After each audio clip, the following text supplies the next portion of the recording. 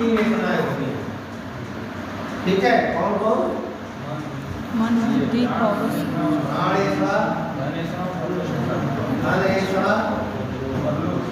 परलोक। तीसरा क्या है? परलोक। ठीक है, पहला है प्राण। सबसे पहले क्या है? प्राण की रक्षा। ठीक ना? प्राण की रक्षा हम कैसे करेंगे? हाँ, क्या कैसे करेंगे? क्या करेंगे? आर्या दिनचर्या दिनचर्या ऋतुचर्या आहार्या, ये सारी चीजें सबसे पहले। और अगर आतुर हुए तो उसका चिकित्सा, ये सब प्राण करना जाएगा। और ये सारा एक हो गई। दूसरा क्या हुआ? गणेश। ठीक ना? एक जगह किसी आचार्य ने कहा है, मुझे लग रहा है बापट का है, क्या है, कि जीवन अगर खूब लंबी है और उपभोग करने की वस्तु अपने पास नहीं है, मतलब धन नहीं है, तो वो मृत्यु से भी बदतर है। ठीक है ना? अगर आयु लंबी हो और तुम्हारे पास उपभोग करने के लिए कुछ न हो, तो वो मृत्यु से भी बदतर मानी जाती है। ठीक है, तो ये धन है इसका। हमारे भौतिक या जो भी शारीरिक जरूरतों को पूरा करने के लिए कुछ अर्थ चाहिए। ठीक ना? वो क्या है? धन है। और इसके बाद क्या है? परलोक। हम अगले जन्म, परलोक मतलब क्या है? अगले जन्म में, क्योंकि जब आदमी व्यक्ति का जन्म होता है तो ये माना जाता है कि वो जो आजकल चल रहा है धार्मिक अकाउंट, नाम सुने हो तुम?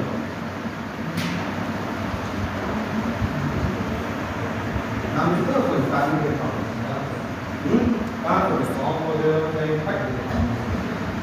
ये भारत से बाहर वाली है, तुम लोग सुने हो? जो हम धन अर्जित करते हैं इस जन्म में, इस जीवन में, जितना अर्थोपार्जन कर लिए, बिल्डिंग बना लिया, गाड़ी बना लिया, सारा चीज कर लिया, वो एक अलग काम है। और जो हम पुण्य प्रताप या उस तरह की चीजें करके जो हम धर्म से अर्जित करते हैं, वो होता है कार्मिक। वो पैसा नहीं होता, वो पैसे के फॉर्म में नहीं होता। मेन जो है सारा जो पैसे इकट्ठा करके वो हाथ में नहीं जाने वाला, जाता क्या है तुम्हारा? ये कार्मिक कहा जाता है, पिछले जन्म का कर्म। कभी कभी होता है ना कि आदमी इस जन्म में खूब पूजा पाठ करता है, खूब दान पुण्य सारा चीज करता है, अचानक उसके साथ कोई तरह की घटना घट जाती है, शादी कर रहे हैं, पिछले जन्म का लग रहा है, ये तो बहुत अच्छा आदमी है, लेकिन इसके साथ भी बुरा हो रहा है, तो लोग कहते हैं हो सकता है। तो कार्मिक अकाउंट यही है कि जो आपने धर्म दान पुण्य इससे जो अर्जित किया है, ये जो आपके साथ जाए, यही निर्धारित करता है कि आपका अगला जन्म कैसा होगा। ठीक है, आपका अगला जन्म कैसा होगा, कहाँ होगा, या सीधे जो है मोक्ष प्राप्ति करेंगे, ये अकाउंट करता है, इसी को कार्मिक अकाउंट करता है। ठीक है ना? तो ये तीसरा होता है हर व्यक्ति का कि परलोक के समय हम अगले जन्म में क्या करें, अच्छे कर्म करें। कुछ लोग मोक्ष प्राप्ति के लिए करते हैं, कुछ लोग होता है कि चलो भाई फिर मैं मोक्ष योनि में ही चला जाऊँ। ठीक ना? इसलिए अब ये तीन ऐसा व्यक्ति की होती है, प्राणेश्वर, धनेश्वर और परलोक। और यही कार्मिक अकाउंट है जो तुम्हारे साथ जाएगा, जो दिखता नहीं है, इसका सिर्फ रिजल्ट दिखता है, ये फिजिकली नहीं दिखता है।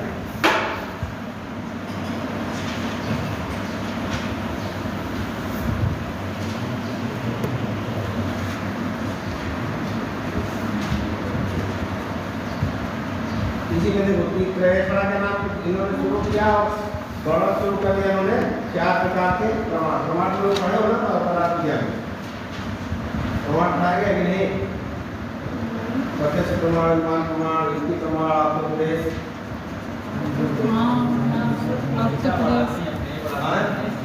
क्यों मौर्य जी नहीं पढ़ाते हैं? वो फर्स्ट पढ़ाते हैं, फर्स्ट में नहीं प्रमाण, नहीं सेकंड में।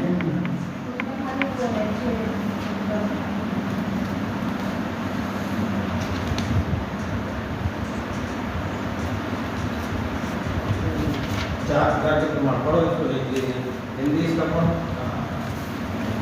ये 189 ये समझ में आएगा ना तीन प्रकार। अब चार प्रकार के प्रमाण इन्होंने बताया। चार्ट में हम चार पढ़ा लेंगे।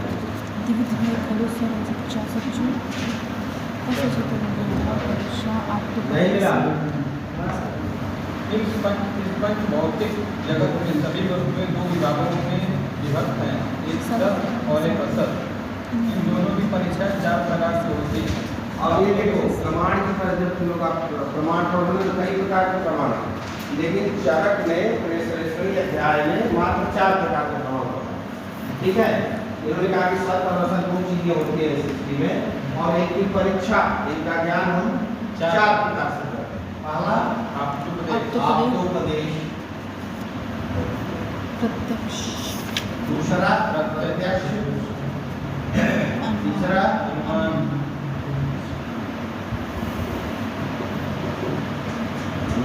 और चौथा नियुक्ति।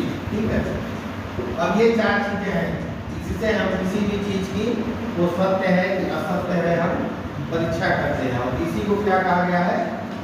प्रमाण। ठीक ना। अब देखो दो तरह की चीजें हो गई। एक प्रमाण तुम लोग पढ़े हो, वो किस चीज में पढ़े हो? पढ़ाए गए पदार्थ में। एक अंगुल प्रमाण पढ़े हो, अंजलि प्रमाण पढ़े हो, अंजलि प्रमाण, अंजलि प्रमाण। तो वो प्रमाण किस परिप्रेक्ष्य में है? माप के परिप्रेक्ष्य में। हाँ। ठीक है, वो प्रमाण दूसरा है, ध्यान देना, वो प्रमाण दूसरा है। ऐसा नहीं कि आ जाए कि प्रमाण को प्रकाशित करें तो तुम उसमें अंगुली प्रमाण और वो लिख देना तो एकदम गलत हो जाए। ठीक ना। तो इस प्रमाण वो लिख करके आएगा कि अंगुल प्रमाण बताइए, ठीक ना, या पूछ दिया कि कोच का प्रमाण बताइए, कोच का कितना प्रमाण होता है? किसका? किस रोज का आधार नहीं होता है? अपरोज का होता है, अपरोज का आधार नहीं होता है, जो पूरे शरीर में रहता है, और परोज का ठीक है। तो ये प्रमाण मतलब, ये प्रमाण मतलब जानने के साधन, किसी भी चीज को के विषय में जानने का साधन क्या है? प्रमाण। अब पहला आया आपको, ठीक है, आपको का मतलब क्या होता है? जैसे हम लोग यहाँ कहा जाता था ना, जैसे अभी भी है कि जैसे किसी को हम गुरु मान रहे हैं, ठीक ना, धर्म गुरु मान रहे हैं किसी को, किसी भी धर्म का है वो, या कोई है व्यक्ति ही गाँव में ऐसा व्यक्ति होता है, परिवार में ऐसा व्यक्ति होता है जो कि जिसकी बातें सब लोग मानते हैं, तो उसका सबसे बड़ा लक्षण क्या है? रजस समूह में आपको का एक बहुत बड़ा लक्षण, जो रज और तम से मुक्त, जो रज और तम दोष जिसके अंदर नहीं, वो उस व्यक्ति को कहा जाता है कि वो आप। और उसका उपदेश, किसी चीज को जानने के लिए उसका उपदेश, ठीक ना, जो सात्विक व्यक्ति है उसने अगर किसी को उपदेश दिया या जो भी बताया, ठीक है ना, वो हो जाता है आपको उपदेश की परीक्षा पढ़ो और उपदेश द्वारा तुम बोलो कि क्या नाम है तुम्हारा, पढ़ो आपको उपदेश की लक्षण। सर्वप्रथम 191 वही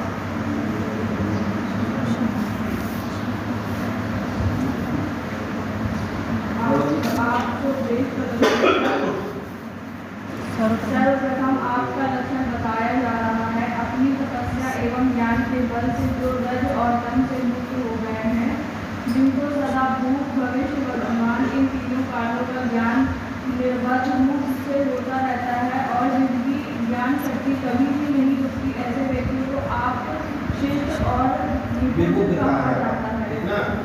इनको क्या कहा है? आत्ता, शिष्टा, विभुत कहा है। इनको आप तो शिष्ट और विभुत। ऐसे आप व्यक्तियों के वचन या उपदेश संदेह रहित होते हैं। वे आप पुरुष रज और तम से शून्य होने के कारण सदा सत्य बोलते हैं।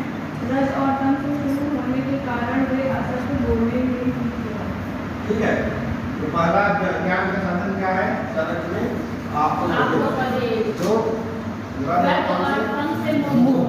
ठीक है वो। दूसरा क्या हो गया? प्रत्यक्ष। दूसरा प्रत्यक्ष। परिभाषा याद कर लेना। अर्थात् सात्विकर्ता प्रवृत्ति व्यक्तता बुद्धि प्रश्नादि रुच्यते।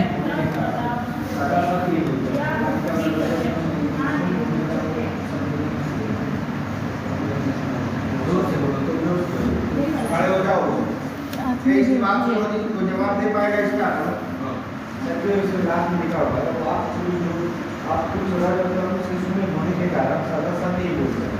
उसके बाद लिखा हुआ है अगर कम शिशु में होने के कारण असत्य बोलेंगे नहीं। इसमें क्या नहीं समझ?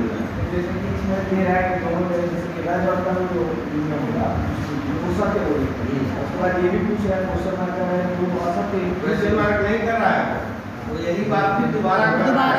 दूसरी बात सत्य बोलेंगे, वही इसी बात को दोबारा भी दोहरा रहा है।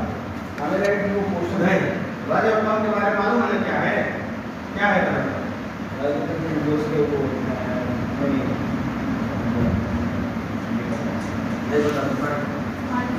मानस दोष से बेटा समझ रहे हो ना?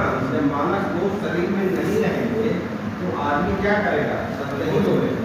बात पे तब तो शरीर को संचालित करते हैं, मन को संचालित कौन करता है? रज और सत्व, रज और तम। ठीक है, समझ में आ गया? प्रत्यक्ष की परिभाषा की जरूर शुरू क्या कर लेना तुम लोग। आत्मेंद्रिय मनोवार्थानाम और आत्म इंद्रिय मनो अर्थानां सात्विकर्ता प्रवर्तते व्यक्ता बुद्धि प्रत्यक्षानि रुच्यते। ठीक है, इसलिए को लिखेगा। देखो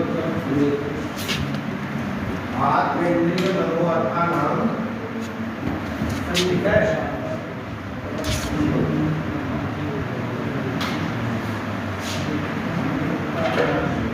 ये नहीं समझ में आया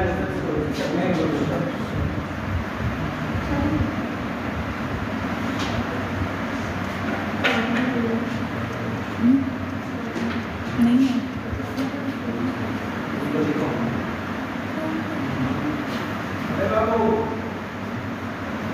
अरे उससे बहुत छोटा लिखे।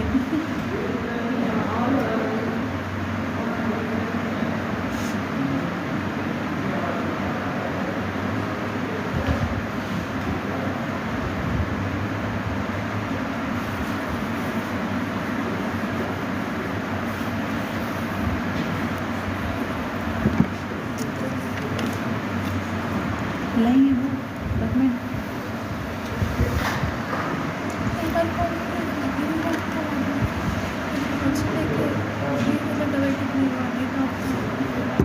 नेटवर्क इशू होगा आने के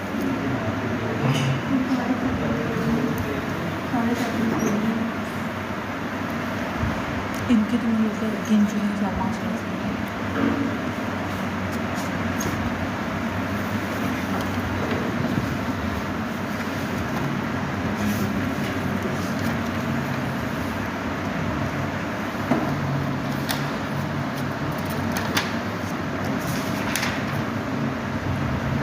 ये महाचतुष्पदी दिया है, पदार्थ विज्ञान में डिटेल में प्रमाण दिया है।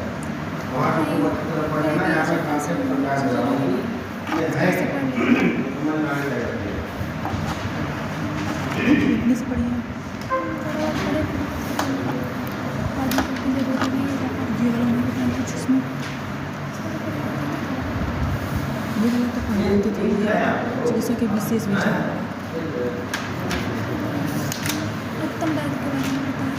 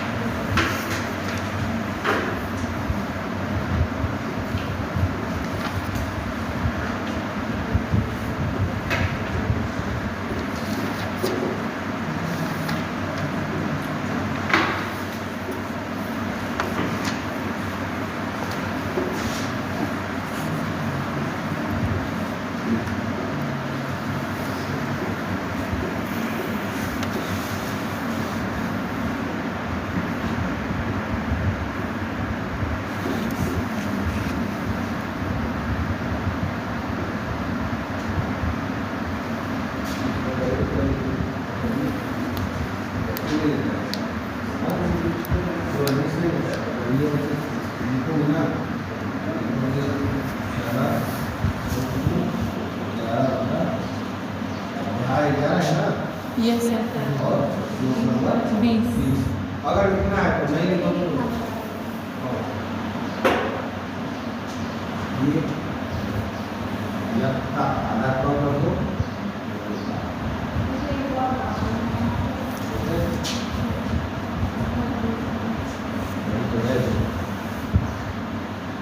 व्यक्त अस्मिता नहीं आधा कर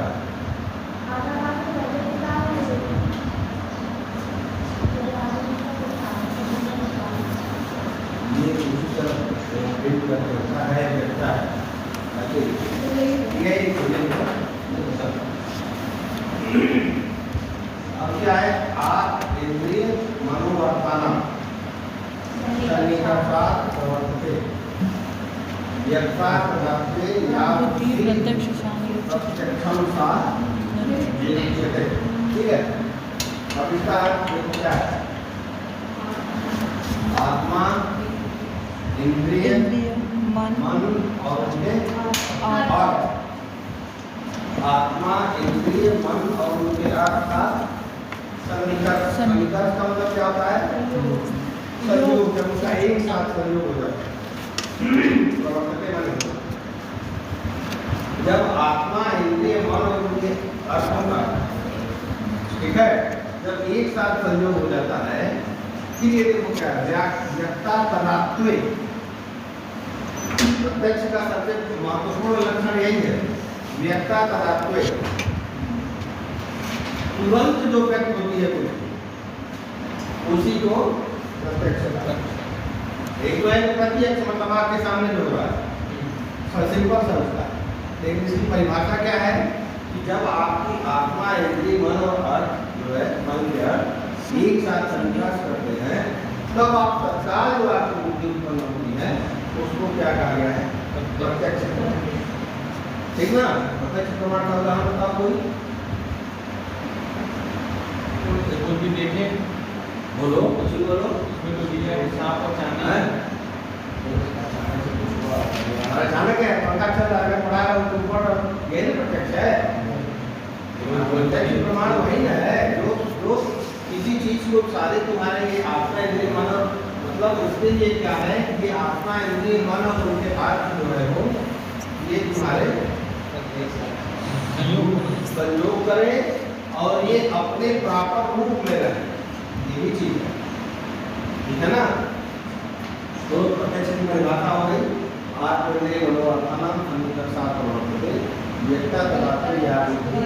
जो बुद्धि तत्क्षण उसी समय उत्पन्न होती है उसी को प्रत्यक्ष। ठीक है? प्रॉपर रूप से क्या मतलब है? प्रॉपर रूप से क्या मतलब है?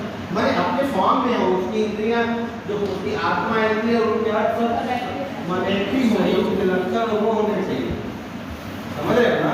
पागल एक आदमी है, ठीक है, और तुम जा रहे हो, कहते तुम गधे हो, तो वो उसका प्रत्यक्ष थोड़े हुआ, है ना? हुआ तुम गधे थोड़े हो, तुम इंसान हो। तो क्यों ऐसा बोल रहा है? क्योंकि उसकी ये इंद्रियां और उनके अनुसार तो काम नहीं करना है। समझ रहे हो? अभी भी इस चीज को ये सारे लक्षण होने के लिए बताए गए हैं जो प्रॉपर उस लायक। ठीक है ना? ये हो गया अनुमान बताओ। अनुमान की परिभाषा है ज्ञान पूर्वक 3 प्रकार का है। ये जो हमने इसका मतलब याद कर लेना। अनुमान का? हाँ, प्रत्यक्ष पूर्वम त्रिगुणम त्रिकालम चानुमीयते। वर्गीय देखो भी वो कोई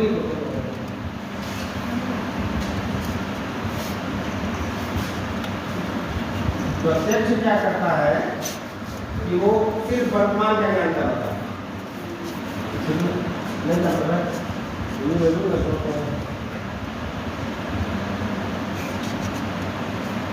प्रत्यक्ष क्या करता है कि सिर्फ करंट माने घटता पदार्थ वाला, लेकिन अनुमान क्या कर रहा है फ्यूचर प्रत्यक्ष पूर्वम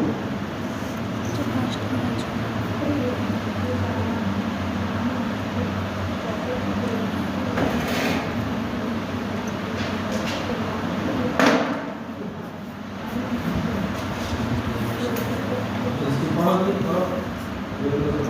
प्रत्यक्ष पूर्वम प्रत्यक्ष ज्ञान पूर्वक नहीं इंग्लिश और संस्कृत प्रत्यक्ष पूर्वम त्रिविधम त्रिकालम चानुमीयते गृहम् वाहनी वाहनी वाहनी निर्गुणो वाहनी निर्गुणो धूमे मैथुनम गर्भदर्शनात् एवं व्यवस्थितम व्यवस्थितं बीजां फलं दृष्टा बीजां फलं जातुमेव सदृशं दृशा। हाँ वो पढ़ो हिंदी। नहीं संस्कृत प्रत्यक्ष पूर्वम त्रिविधम त्रिकालम चानुमीयते वाहिनी निर्गुण वाहिनी निर्गुण वाहनी अग्नि को बोलते हैं, वाहनी अग्नि को बोलते हैं। धूमेन मैथुनम गर्भदर्शनातम एवं व्यवस्य एवं अन्य व्यवस्थितम व्यस्यन्तीतं बीजात फलनागतं दृष्टा बीजातं फलं जात मिहैव सदम सदृशं बुधा। ये गलत लिखा हुआ है, ये सदृशम है, द्रि होगा ना सदृशम है। दृष्टा बीजा फलों को ठीक है, दृष्टा दृष्टा अरे दृष्टा ही। वाली बुक में दृष्टवा लिखा हुआ है। हाँ तो वो गलत लिखा हुआ है।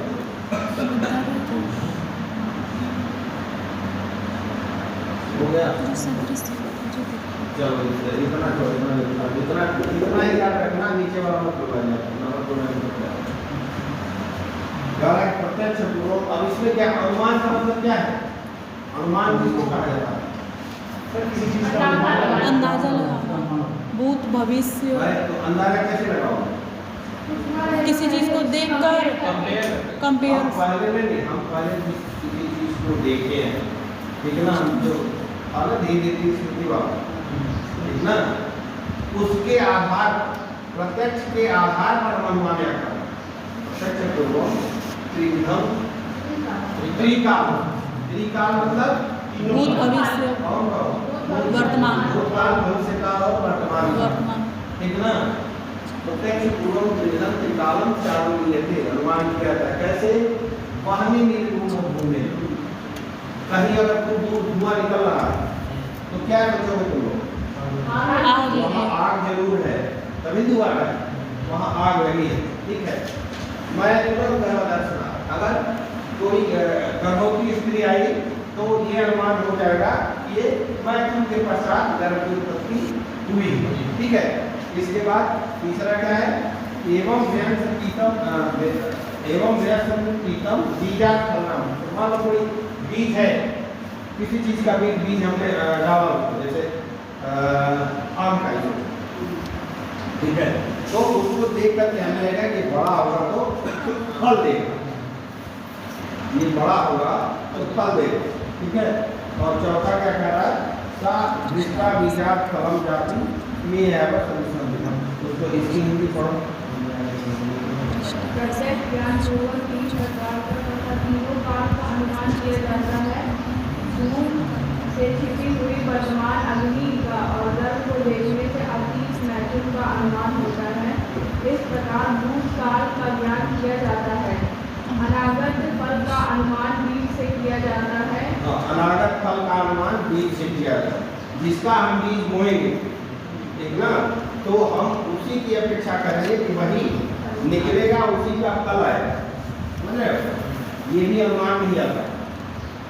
और दूसरा क्या है, अतीत काल का भी, जैसे मान लो हमने कोई एक चीज डाल दी, भिंडी का छोटा सा बीज डाल दिया, ठीक, तो बड़ी वाली भिंडी आएगी, भाई भिंडी का आएगा, सब्जी वाली भिंडी आएगी, डाला हमने बीज, लेकिन हमारे दिमाग में क्या है कि बड़ी वाली भिंडी उगेगी।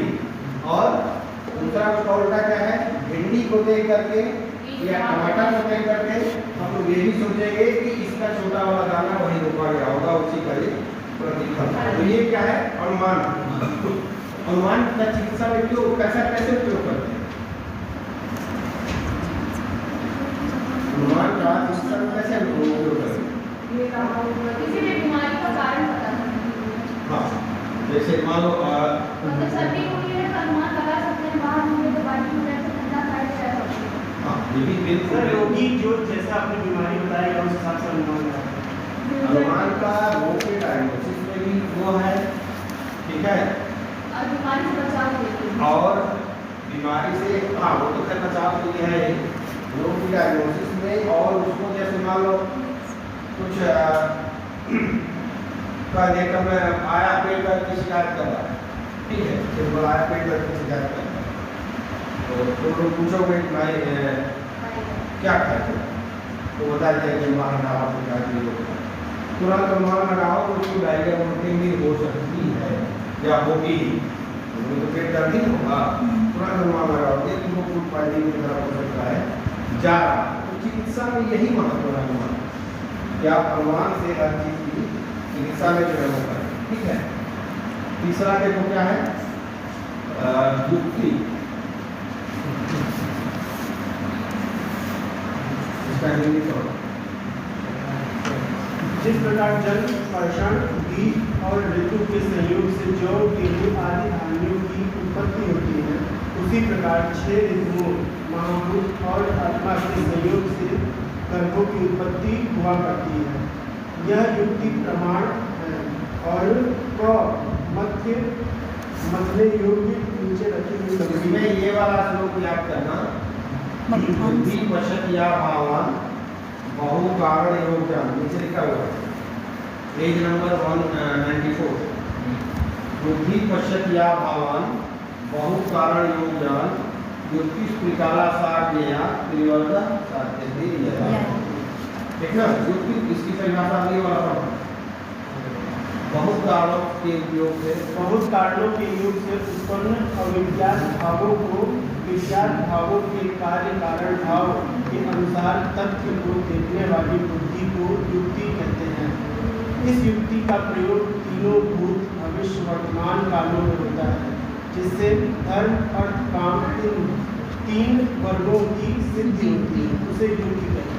युक्ति प्रमाण का मतलब ये है कि वो तुम्हारी एक तरह से टेक्निक क्या है, कई चीज तुम देखे हो, ठीक ना। जैसे अभी एक सामान्य वो है कि लूज मोशन हो रहा है तो घर की दवाएं भी लोग देते हैं, है ना, या किसी भी बीमारी में, किसी भी बीमारी मानो तुम कहीं देखते हो कि कोई बीमारी हुआ, लूज मोशन हुआ तो वो तो चायपत्ती दे दो, किसी को बहुत अच्छा काम करता है, चलो चायपत्ती तो अच्छी नहीं खाते तो चबा लो, अच्छा काम।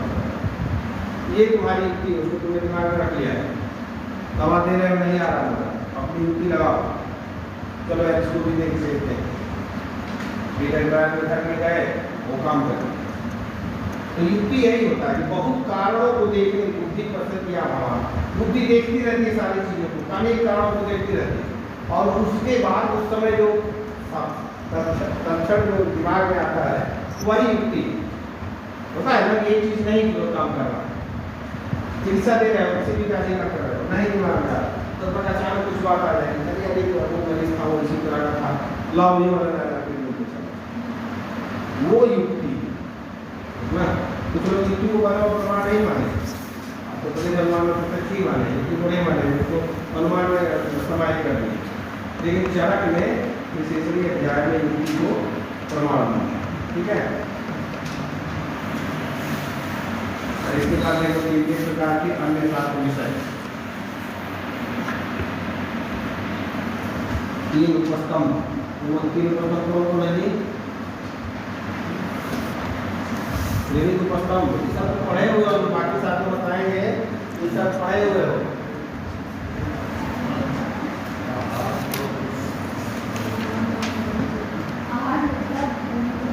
हाँ, पहले चैप्टर में ही है आंसर।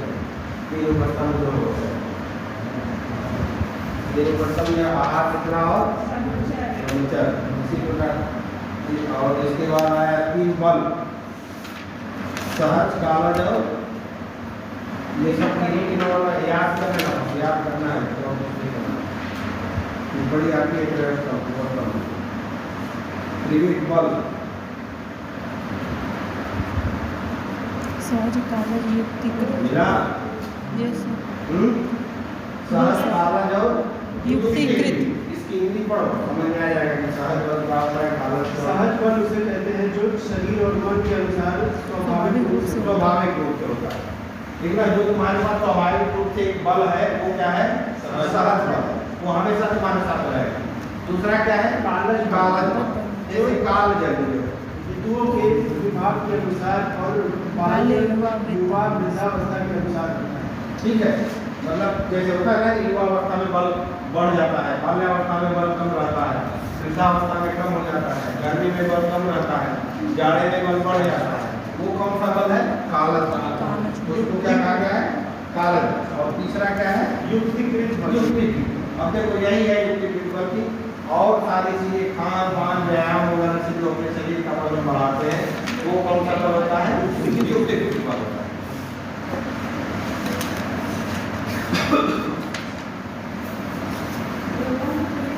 अभी एक चीज हम तुम लोगों को बताया थे,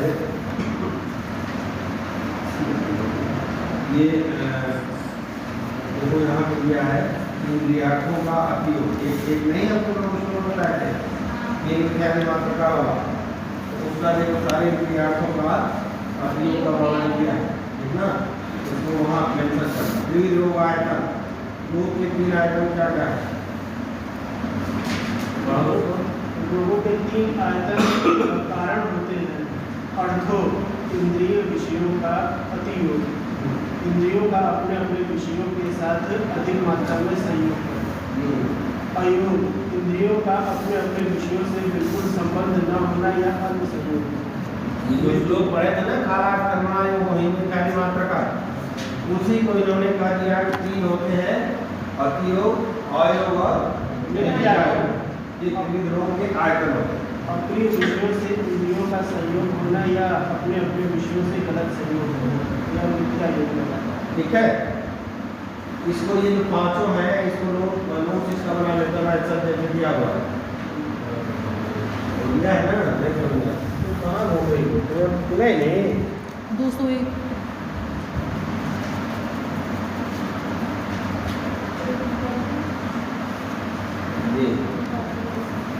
ये जो है ना, ये पूरा इंद्रियों का कालांतर करना है, वो भी इसको लिखना, इंद्रियों का अतियोग नहीं होगा, लिखा है का पूरा अच्छे ढंग से आसपास गंदे का कर्म का लिखा है, सब लिखना काला कर्मा वाला पूरा दिया है, काल का दिया है। ठीक है,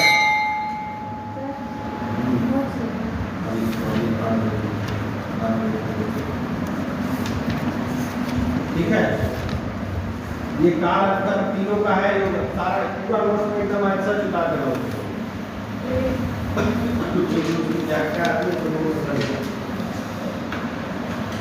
इसके बाद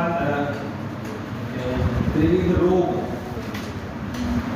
ठीक है, पेज नंबर 205। त्रिविध रोग है ना, वो तीन प्रकार के, निज आगंतुक मानस मतलब शारीरिक बातचीत कब से आगंतुक मतलब जो वगैरह से इससे होते हैं, और मानस मतलब जो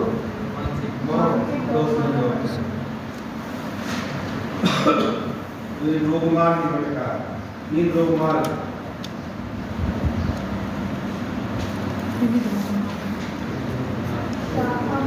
शाखा मर्म अस्थि संधियाँ पढ़ो इसको। मर्म अस्थि संधि में होने लोगों को नाम होता है शाखा मर्मा स्थिति मर्मास्थि संधि। मर्मा स्थिति है मर्मास्थि संधि मर्म अस्थि संधि संधि में होने उसी को मर्मास्थि संधि कर दिया। कोष्ठ रक्त आदि ये तीन लोकमार्ग क्या क्या है? एक पहला लोकमार्ग क्या है? शाखा, ठीक। इसके बाद मर्म अस्थि संधि और तीसरा कोष्ठ। शाखा किसको बोलते हैं? रचना पढ़े लोगों को। शाखा ये है, चार शाखाएं हैं शरीर की, ठीक है। एक लोकमार्ग वो है, इनसे नाम उत्पन्न होता है। दूसरा क्या है? मर्म अस्थि और संधि से। और तीसरा क्या है? कोष्ठ। कोष्ठ इसको करते हैं, मुंह से नहीं करते। उदाहरण से कितनी है वो सारे कोष्ठ। तीन लोकमार्ग इन्होंने बताया, ठीक है।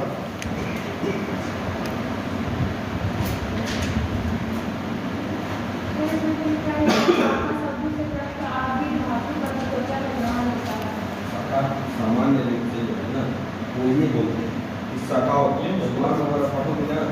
तो उसी को शाखा बोला जाता है।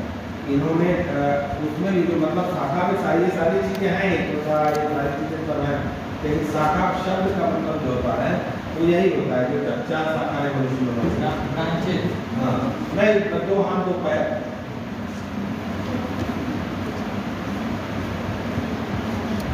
इसके बाद तीन वैद्य लोग में बताया गया है, तीन प्रकार के होते हैं, ठीक है। तीन वैद्य, त्रिविध वैद्य, छद्मचार, सिद्धसाधिक और वैद्य गुरु, ठीक है। ये इसको पढ़ो, छद्मचार वैद्य किसको कहते हैं? वैद्यों के रखने योग्य भांड, औषध, पुष्प, पल्लव, अतस्तव, कुछ ग्रंथों के या विषयों के अवलोकन से जो वैद्य शब्द को प्राप्त करते हैं उन्हें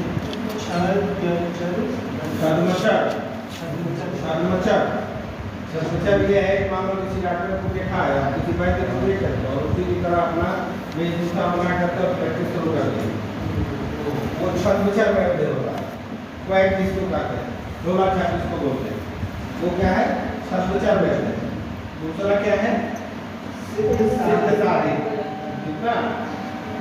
सिद्धसाधिक मान लो कोई है किसी वैद्य के नाम पे कि ये उनका चेला है, इस तरह से है, वो अपना उन्हीं के नाम पे अपना दुकान चला रहा है, वो क्या होता है? सिद्धसाधिक। और तीसरा क्या है? वैद्य जो वैद्य ज्ञान विज्ञान होता है, उसकी परिभाषा पढ़ो।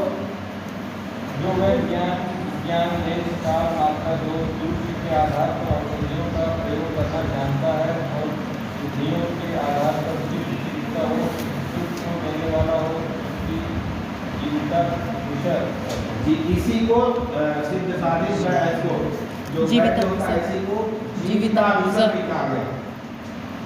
जीविता विषय का मतलब क्या है? जो व्यक्ति के जीवन को ला सकेगा, कितना उसको प्रभावित भी कर जीविता विषय प्रभावित।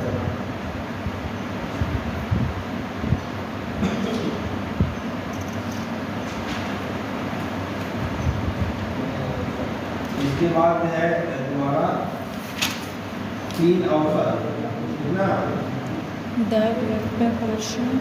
दैवव्य पाश्रय, पढ़ो इसको तुम लोग।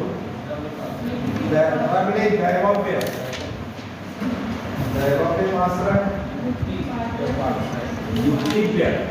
युक्ति व्यपाश्रय, सत्वावजय, ठीक है। इसकी परिभाषा पढ़ो।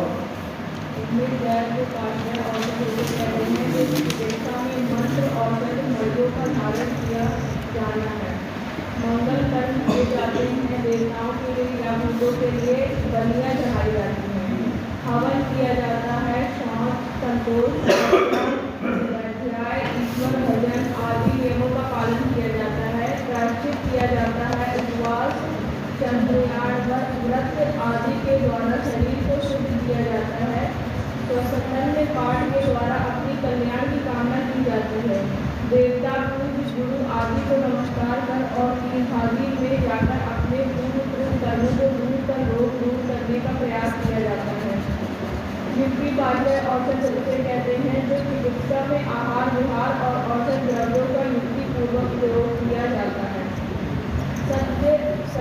समाजे औषधों से देखो अब क्या है दैवव विपास। दैवव विपास का मतलब कोई कुछ ऐसी बीमारियां होती है जिसमें लगता है कि कुछ हमसे इस तरह की चूक हो गई है कि देवताओं के द्वारा उत्पन्न व्याधियां कुछ हो जाती हैं।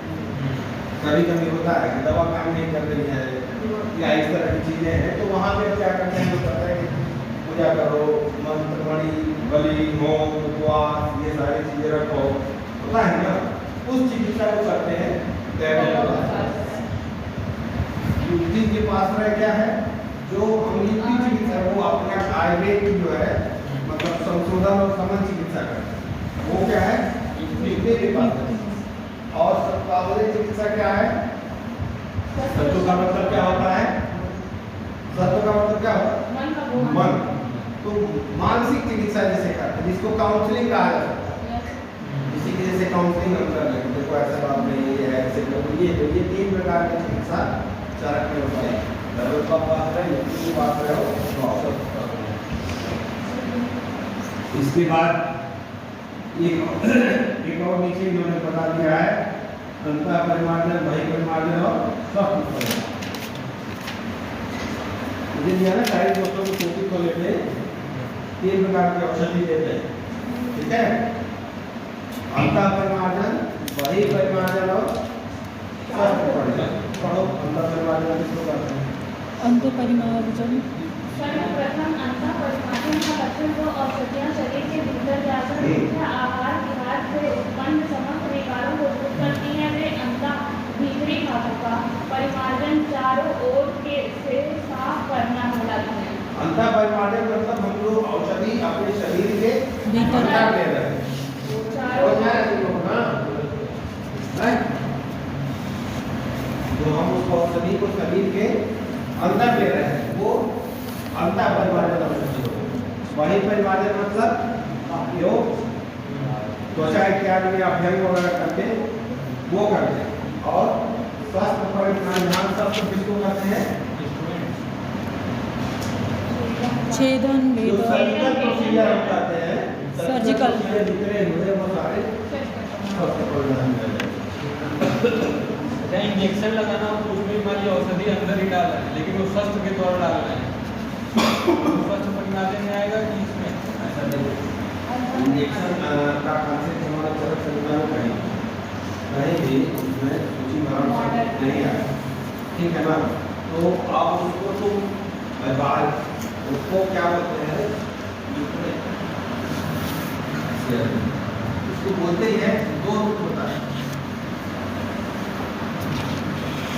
एक ओरल मेडिसिन देते हैं और एक कहते हैं पारेंटेरा मतलब जो जीआईटी से नहीं जाता है, तो पारेंटेरा रोग में तुम्हारा आईएम आईवी ये सारी चीजें आ रही हैं, तो वो अंतः परिमार्जन में नहीं जाएगा, ठीक ना, वो वही परिमार्जन में ही आ सकता है। मेरी राय है वो वही परिमार्जन में ही है, क्योंकि हम पूरी अभ्यंग वगैरह देते हैं तो ये हम लोग रहता है कि वो सरकार होती शरीर की स्किन के थ्रू अंदर जाए।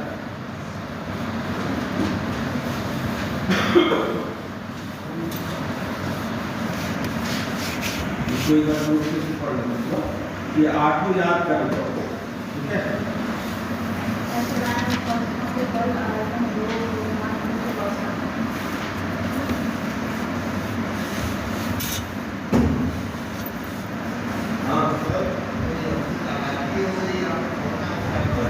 तुम्हें क्लास में भाई आप लोग क्लास में बोले 11 क्लास में जाकर वो 10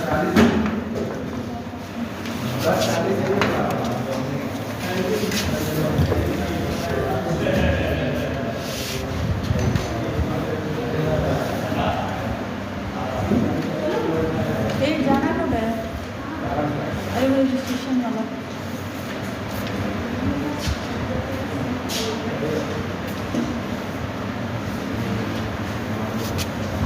अरे आज करा रहे थे कि कल कराएंगे तो मैं आ ही नहीं पाऊंगी। फोन किए थे घर में चलो लास्ट में सर्वर नहीं रखा और ये मैं कल आ ही नहीं पाऊंगी, फिर जाए कि कैसे कराएंगे, कहाँ कराना है? यहाँ शायद नहीं होगा।